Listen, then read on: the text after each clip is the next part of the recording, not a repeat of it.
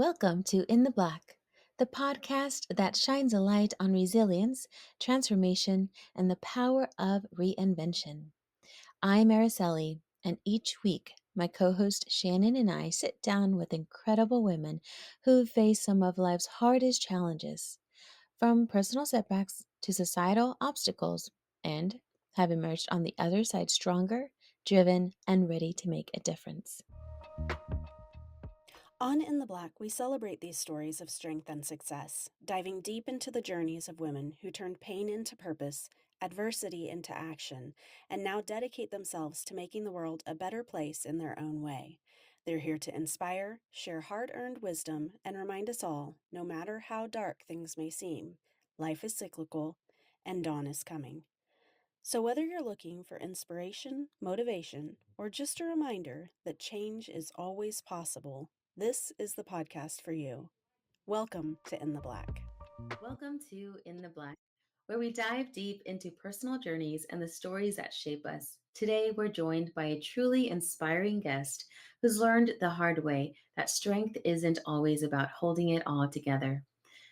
They'll be sharing how, for a long time, they pushed aside their own needs and suppressed parts of themselves, faking confidence, putting on a brave face, and convincing themselves they had to be perfect so they wouldn't burden anyone around them. But as time went on, this self imposed armor left them feeling disconnected, like an observer in their own life, unable to access their true emotions. Today, they open up about that struggle and how they found their way back to themselves. Please welcome Max. Thank you. Thank you so much for really pulling all of that together. It's interesting to hear it from like almost like it's happened to somebody else. You're kind of like, "Oh, okay." Yeah, well, we really appreciate you being here today. Go ahead and introduce yourself. Tell us a little bit about who you are, what you're doing right now, all the little goodies. Sure. So, my name is Max Sheffield. My pronouns are they and them. I That's really it's like, "Oh, just tell us just a little bit." I'm sure we'll dig a little bit deeper into it, but I am first and foremost a storyteller. So I help others tell stories through either marketing or speaking or just really in that sharing stories primarily for people who are marginalized, survivors of abuse like I was, just people who have had that really painful loss, and how do you turn that and really transmute that into a bigger purpose for yourself. So I'm kind of trying to do that alongside the people that I work with from like a marketing perspective, because it's kind of like just understanding what words to kind of fully, capture the moment in a way that people will remember it later. Max, can you take us back to a pivotal moment when you faced a significant challenge in your life? What was happening in your life then? How did it impact you? Let's talk about the hard parts of your story. Sure. So, I was scanning back, but so I feel like a lot of people maybe can relate to, those milestone like birthdays and how like it really brings everything back into perspective. So back in 2021, I had been in therapy for a couple of years. I had a 1-year old. I was in a really unhappy and an abusive relationship, and I remember the very beginning of I want to say maybe March or April of that year. I was my last like session with my therapist. I cried and I said, I deserve better than this. I deserve better than this. And then, in true therapist fashion, she's like, how do you feel? I'm like, well, if I deserve better than this, then I need to make this happen. And then like that was like the catalyst for me, because it was at that point, I've been living as non-binary, gender non-conforming, finally put the court order together to change my name legally to Max. I left that relationship, lived on my like own lived in a domestic violence shelter for a couple of months that year, graduated with my bachelor's degree. It's like, that was like that catalyst of, I deserve better than this. And then it's like that quantum leap for like all of the thing like in that 30th year. It was like I said, that was my milestone birthday. And it's like, you know, it shouldn't take that zero at the end, but sometimes I guess that's that push of, what kind of life do I want to live? And I think that was it was the tipping point for everything else afterward. That's so fascinating. I actually spent my 30th birthday in the shelter, and it is really like those 10-year milestones where you're like, what am I doing with my life? What's happening? Am I in control of this, or am I just letting life happen to me, or and making those choices? So I definitely I can relate to that. And I also got my bachelor's degree after I got out of the shelter. So that's awesome. Congratulations on that. When you made the choice to leave, what do you think was the most difficult aspect of that challenge? Was it like the external circumstances that surrounded trying to leave, like finances and those type of things? Was it more the internal struggle, kind of a combination of both? Can you tell us a little bit about what that looked like? Um, so there's so many different factors, and I feel like everybody has that different pushing and pulling point. The hardest fact was just the financial hurdles of, trying to find an attorney, trying to like figure out expenses, trying to figure out about childcare because that situation would change, all these different factors like that, because that's like the tangential things about what will happen. And I think people sometimes, and they're like, why don't people just leave? It's like there's so many different barriers there that are put there like on purpose by design, that's the whole aspect of it. But there's also, the fear of the unknown of like, how will I figure this out, or what kind of support do I have outside of myself.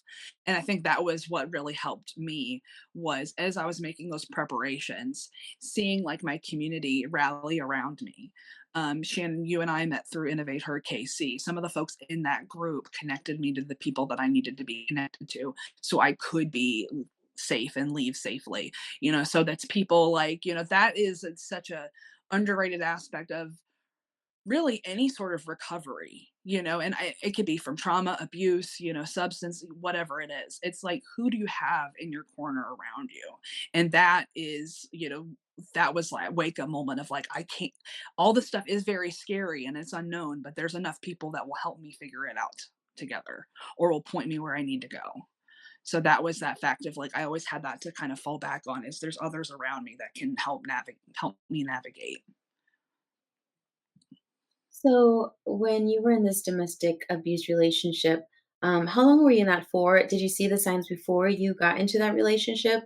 Yeah, so I was abused as a kid. And it was one of those type of things where I was young enough that my family was like, if we never talk about this again, they'll forget about it and it never happened. So we can just go on.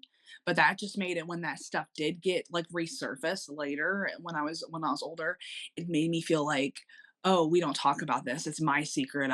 I should feel ashamed. It's my fault. All these different things that kids feel. And I feel like that plants the seed for as an adult of maybe, some measures of self-sabotage, or some measures of, um, trusting people when whatever that looks like. I feel like that gets planted early to kind of do less than what you deserve, or not to feel like you're worthy, not to feel like you're enough. So now I have to find someone who will make me prove it all of the time or something. So I think that there's mirrors there, and it was a lot of therapy in different kinds. EMDR was a big piece of it as well, to kind of uncover, what had happened and how it's connected to how, what's going on in my life now. Yeah, I went through EMDR and I thought that was super helpful just to kind of be able to not relive. My lady was good in Not that that makes it good or bad, but she did a great job in not having me repeat out loud what happened, but just kind of taking me back to that place internally and mentally, not having to share what happened with anybody else, and then kind of bringing me into a safe spot and then bringing me back so that those emotions weren't as great as they once were. So that was useful to me. So then you got out of your relationship and you went to college, you did all this stuff. So take us into that next transformation of your life. What emotions did you experience during that period, during that transitional time? And then how did you manage those feelings? So I feel like the nature of those transitional moments is knowing that something isn't serving you is not quite the same as knowing what's going to replace it.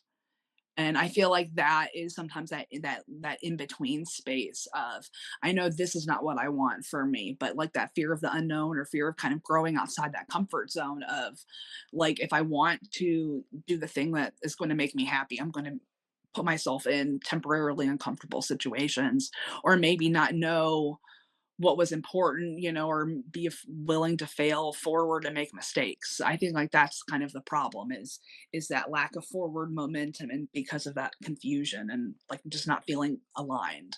Having gone through a similar situation, there is a lot of identity that goes into the relationship that you're in and the people that you've surrounded yourself with and the way that your life was. And when you're changing your life, that starts to change your identity in so many different ways.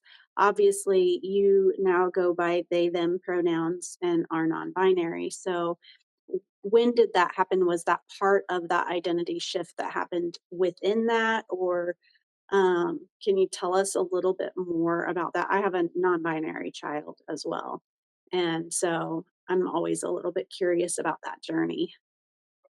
So that journey is quite interesting because I did come to that later in life. Like I had inklings of that in high school. I would have friends who would refer to me as the third gender because again, we just didn't have words back then to describe that experience. But it wasn't until I was older, and I feel like I started trying to figure out who I was outside of what my family had kind of instilled in me. I had moved to Kansas City when I was 22. So like kind of in my mid late 20s, I started kind of being like, okay, this is who I was thought I was supposed to be. That's kind of one of the reasons why I had gotten married. I got married to somebody I was had not even been dating for 6 whole months, y'all. Like it's a whole thing. That was my really it was my own red flag for myself. But like you do this, you get married, you do the job, like, I felt like once I kind of did away with that checklist of this is how I need to live my life, it gave me enough distance to kind of see more about myself and my own self identity and how I kind of interact with feeling feminine sometimes or masculine and being gender fluid. For one, that language wasn't there yet, right? Like until recently. So I think part of it's like, I didn't know there was a word for kind of how I felt. So that was a piece of it, and seeing other people's stories. That's why I'm so passionate about stories, is that if other people who hadn't come before talked about their experiences, I wouldn't know how to talk about myself. I think that's a big piece of why storytelling is so important. So it kind of all kind of coalesces into that. The more we hear from others, the more we can kind of start to figure out ourselves and figure out how to talk and describe what we're going through. So Yeah, because a lot of the times we feel like we're just alone.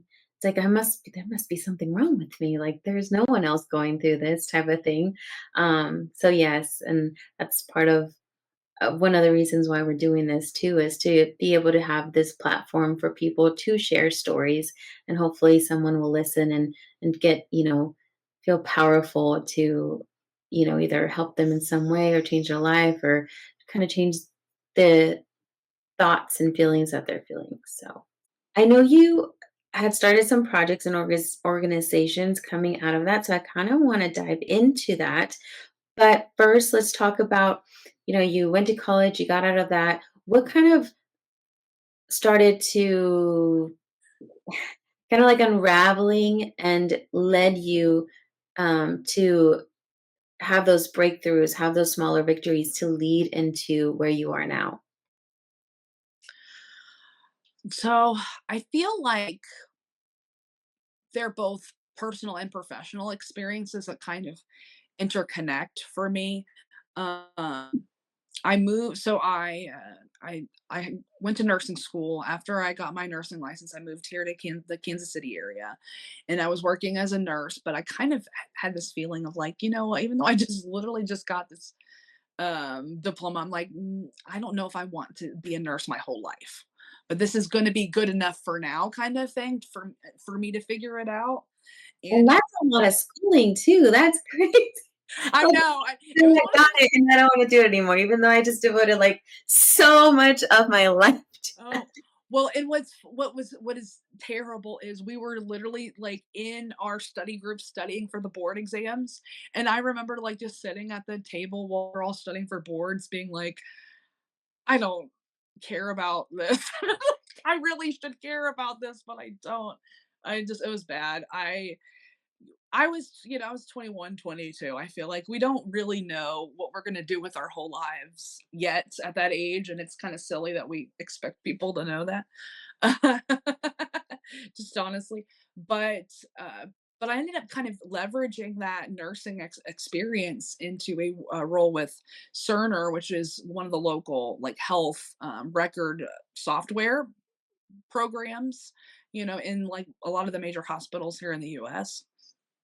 So I had used it as a student and I knew a lot about, computers and felt very, kind of technically um, familiar. So I kind of was teaching nurses and doctors, therapists, and all how to use Cerner. And I was going from different hospitals all over the country.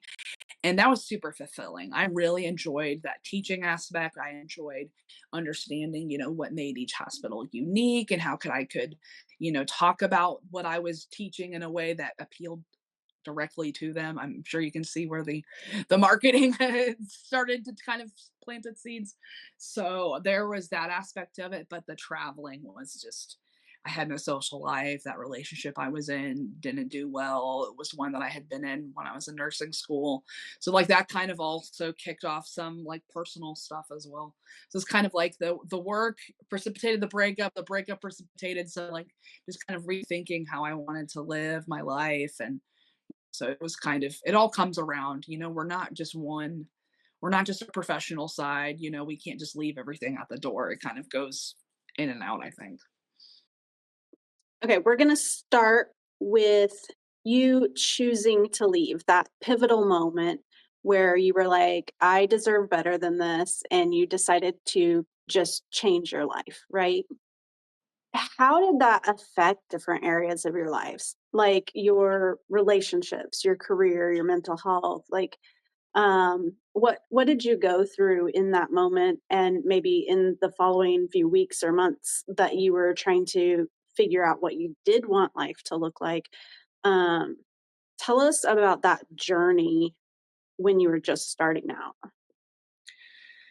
Yeah, so that is kind of hard to say because especially when you're in a situation that's pretty volatile, right? You don't want to make any sudden like movements. But I will say one thing I noticed about myself is even if I couldn't like actively leave that moment, I was eating better and taking care of my body better and I was like like sleeping better. So it was like I could physically see a change in like just how I moved in a room and how things that used to bother me, about my situation, I just kind of were able to like just let roll off of my back more, because I had that tunnel vision of what I needed to do. And I didn't know the exact timeline, right? Like I don't think anyone knows that exact timeline, but it was like as long as I can see a few steps ahead, like I don't need to know the end point. I don't need to know all of this part. Like what can I do right now to feel in control and do what I need to do, and feel better? And then also what do I need to do within the next couple days, weeks, what have you? Do I need to call people and make appointments? What do I need to do to move forward a little bit every couple of days, every week? I love that you said that. I think so often we try to look at the big picture and it's like that saying, how do you eat an elephant? One bite at a time. Because so often we're like, no, I'm going to eat the whole thing right now. And that's just not the way that life works. I just recently read a book called The Mountain Is You. Have you heard of that? No. Um, it's fabulous, but one of the things that she talks about in that book is how we just need to put one foot in front of the other, and if you just make progress every day, if you just do one thing differently every day, how much of an impact that can make on your life as a whole. And, seeing that you have gone through the things that you did and where you're at now, you're a testament to that, just putting one foot in front of the other. Um, can you talk a little bit more about the emotions that were involved in your situation? Like, I'm a neurolinguistics programming person. And so I know a lot of times we talk to ourselves, and when we're in a situation like what you were in, that is negative, and we can beat ourselves up and we feel a lot of shame and guilt for where we're at and the choices that we're making. And as we grow, hopefully those words that you use to describe yourself in your own head change. Can you talk a little bit about how your perception of yourself has changed as you've gone through this journey? Ooh, that's such a really great question, right? I never really heard it described that way, but you're exactly kind of right with that. Is again, that's kind of what we were talking about earlier about some of those seeds being planted when I was in single digits. Like I was not aware of them at the time. I didn't know what they were, what they meant. My family didn't know what they were potentially passing on to me, like they weren't conscious of that either. But there was this overwhelming feeling of not being enough.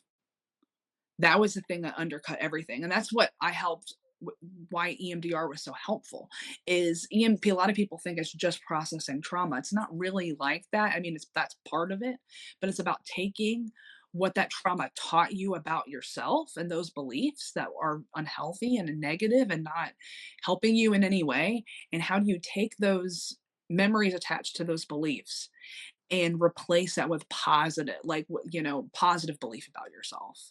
Releasing the fact that that is what that trauma did, but that, and being able to really move your body through feeling that way. Like like I had to remember the times I didn't feel like enough. You know what I mean? And that was just again that was just a memory, it's not really a true for me. So that was a big piece of that, of going through and really that's EMDR is kind of reprogramming, like those beliefs. And that's when I started to see a lot of different progress for myself in lots of areas of my life, because I realized that when you don't feel like you're enough, you're not going to take good care of yourself physically. You're not going to do, some of these other things. You're going to stay in a job that doesn't satisfy you and you've not using to your full potential. Like you're not going to do all these different parts of your life if you feel that way. And so, well, that was the seed. It's like every different layer of like, of myself kind of opened up a little bit more and a little bit more. And I think that that is really amazing. Like I can't imagine going back to feeling how I was before because I just won't do it, So, and my identity is part of that, and all the that belief and being able to be authentic to myself, you know. That is so pretty. Like I just in my head visioned a flower just blossoming. But yeah, I love that you're talking about the EMDR and how much of a difference that made in processing through all of these things. As you were going through this journey, were there smaller victories that made you know that, or just little moments that allowed you to know that you were on the right path, that you were doing the thing that you needed to do for yourself? Yeah, I think kind of going back to earlier question about like what are the things I can do right now to feel in control, and what are ways, to assert my own, power, and what are ways that like I'm doing that to set myself up for the long term, future plan that I'm working on. And for me, some of those small ones, again, they seem small at first, but like when I dyed my hair, like I got like photos taken, headshots taken. Again, like I said, I was in some of the best shape of my life, honestly, which is so bizarre. But again, it was just something to keep me in motion. Things like that of, um, again, like nothing was amiss, for looking outside in, but for me, I felt very much in control. And this is like before things were happening to me, it's so easy to react to things in life. And so once you choose to stop being like in that reactive mode, just letting things happen and start feeling more like proactive, like you're in that driver's seat and you can see what's ahead, like that's to me is the switch that's flipped. And again, now I'm in control, now that I'm trying to assert control, I'm not going to concentrate so much on what's happening to me, but how I react to it and how I choose to react to it. Um, or how I'm like planning for the future so that doesn't have to happen again, or whatever that looks like. So for me, it was just like kind of being like, I'm in control. So whatever little bit I'm getting forward, I'm now being that proactive person. How did you discover the cause, or what made you open the cause or organization now that you are passionate about? So because I feel like autonomy and creativity and community, these are such big pillars in my life. And in my previous jobs, I feel like there were times where I didn't feel included and I felt like, very like othered. And so that's kind of why I ended up just becoming my own boss, my own founder. I'm self-employed and I work, like I said, with a lot of different nonprofits, and I get to choose which clients that I work for. And I get to kind of choose, how I spend my time with my kid, and I'm there for him for his surgeries and things like that. So having that autonomy over both my schedule and who I choose to work with is a big piece of why I do what I do. But again, choosing care, working sometimes with some of the DV organizations, writing, content for them, or, like using my own experiences, as that fuel to help people reach, who they're trying to reach through their storytelling. Uh, yeah, so that's kind of, and I have, I'm neurodivergent, so like, I feel like having that self-employment allows me to like take on different projects and never feel like I'm going to be in that default mode. Like if I were at a 9 to 5 where I was very much, it's a very similar day tomorrow, it's going to be a similar, like I know what to expect. I feel like that ends up being something that can cause me like depression and things like that because it's easy to get flipped back into that reactive mode, if you're kind of in that default state. Oh my goodness, I swear, like the more we have more neurodivergent people I'm here, I'm like, oh my gosh, is that me? Am I that? Like, because I'm like the same. I can never just have one job or like just do one thing day after day after day. Cause I'm like, I need to have multiple hats, multiple things, multiple, like the day has to be different. One thing could be the same, but even that will have to change some way, somehow. The time has to be different. And the more I, do these interviews, I'm like, oh, there's some. You're like, "Ooh." That's what happened to me with my son. Came home with a checklist for the occupational therapist, and I was doing it, and I'm like, "Oh, that's me too. Ooh, I don't like I'm feeling called out by this checklist here." I know. I swear, I need You're to like, go. "Oh, is that me too? Oh, okay. Alright." That explains so much. Uh, so, could you tell us a little bit about like what it is that you do? What is the organization that you have? Talk to us a little bit about that. Yeah, so my organization is Max Wild Stories, and it is, um, like basically marketing strategy, brand storytelling, copywriting, helping organizations, both, small business, for profit, creative, or not. Did I say nonprofit? Yeah. All of those who need that storytelling to really reach their ideal clients, reach, their stakeholders, reach donors, and use that story to connect and build that trust.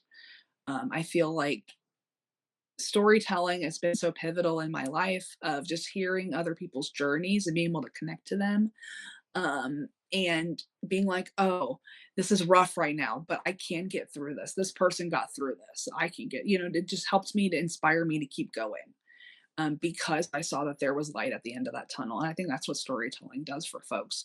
And I think it helps keep folks in action. It's easy to start. Like, look, we're currently recording this in January, end of January, right? Like, it's easy to start, right? January 1st, everybody has started. But keeping going, you can't do it yourself. You just can't. So, like, having that capability of sharing and being able to express, hey, these were these moments where we wanted to give up. This is what helped and worked for us, or this is what worked for my clients. So, when you're looking at someone who is currently struggling and facing some challenges with maybe knowing who they are or what they want out of life, or just trying to figure out what they want their next step to be, do you have some advice for that person? I That's a really great question. I don't know exactly what advice younger me would have necessarily needed, but I would say that if I were to be giving advice and you don't really know what direction that you're trying to go, like, finding a way to express that, through either writing or art, or just like trying to make sense of all of the things, that are pulling you.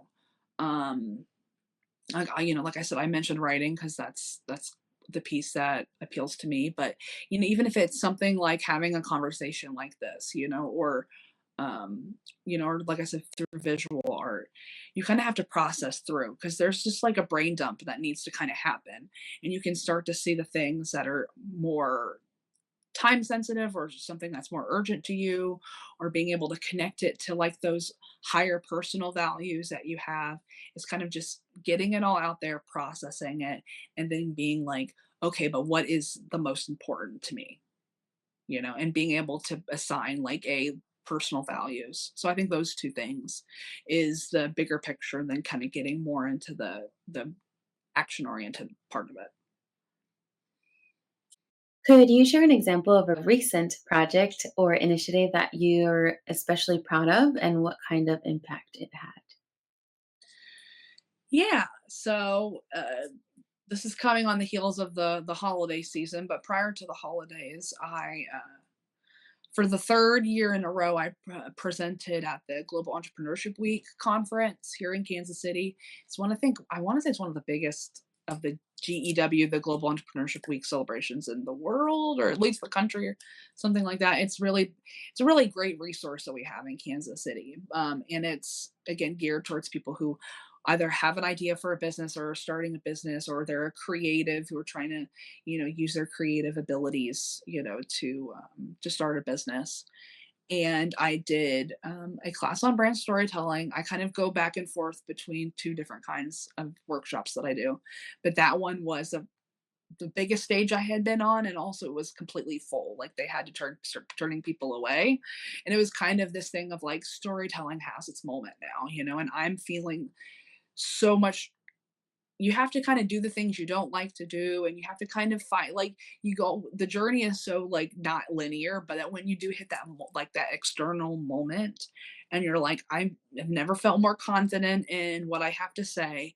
I know my story back to front. I know how to explain this. I feel like I'm in my zone of genius. I'm in my area of expertise. So it's like all came together to kind of really help get people who were maybe dealing with imposter syndrome, or didn't think that they were, at a good enough stage of their life to start a business, and talking through some of that mentorship pieces for some people. and just, impacting a lot of different people at once. It was really just emotional. I was probably on a high that whole week of that conference. I'm just like, oh, so I definitely know that I want more of that in 2025.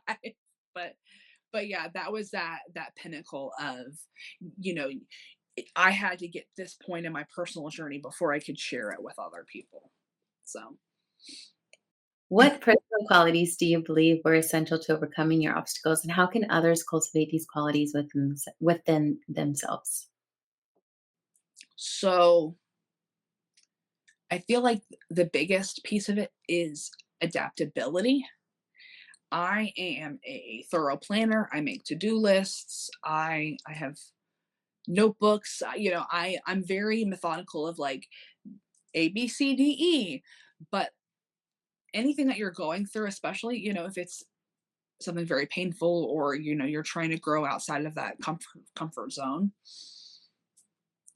you're going to have that plan not go exactly the way it needs to. You need to have that adaptability to be able to kind of, like in like football, like they move with the as things are shifting. You kind of have to not necessarily go with the flow, still, be, in control and have, that proactive, but be willing to be like, this way isn't going to work. I need to be able to figure something else out. I need to be resourceful, or at least or at least be willing to learn how to pivot and how to change. Because that is 100% such a big piece of my own journey, is just being able to be like, okay, that didn't work, or I need to pivot here, or I need to, this isn't working over here, and if you're going to be too rigid, you're going to have a much harder time with that. The needing to be adaptable. So, looking back, is there anything you wish you had known earlier in your journey that might help someone else on a similar path? Um, that is a really great question. I feel like there's a lot of different things that come to mind, but I think that just telling my younger self, um, be willing to take the unpopular route with life. There's so many things that I regret because I didn't do that. Because I was scared. I didn't move away from home during college because I was scared. I didn't. There's lots of different things like that, and so I think like younger me is just, don't worry what people will say. Like if I had learned that sooner, then I could have figured out what I actually did want, instead of just thinking that what I want is, what people want for me, and not understanding the difference between the two. Yeah, that definitely it took me a long time to learn that as well, and so it is my hope that the upcoming generations are, a little bit more free about who they are, and, I don't know, I've seen it in my daughter's class particularly where they're just really open to each other, and, it's really beautiful. So we're about to close out, and there is one question that we always ask at the end of every episode. So, being in the black is a financial term for being in the positive. And so, when we talk about being in a positive place in your life, what does being in the black mean for you as Max? So for me, I think that it's the mix between, having that financial freedom, and also that time and location freedom, of that like perfect balance. Because if you go too far one way, you sacrifice in like that lifestyle, and then vice versa. So for me it would be, having some, support at home. I'm a single parent, having some of that key infrastructure, and then also, with my career, and and everything like that. So that that harmony, because I don't know, I feel like I haven't hit it in quite in, the work or the home life balance. So that would be perfect for me. How do you envision your work and impact growing in the future? Oh, I feel that that best space for me in that way is the speaking. I've done quite a bit of that. Like I did that in at CERN, or I did that in other aspects of my career, but not in my business life.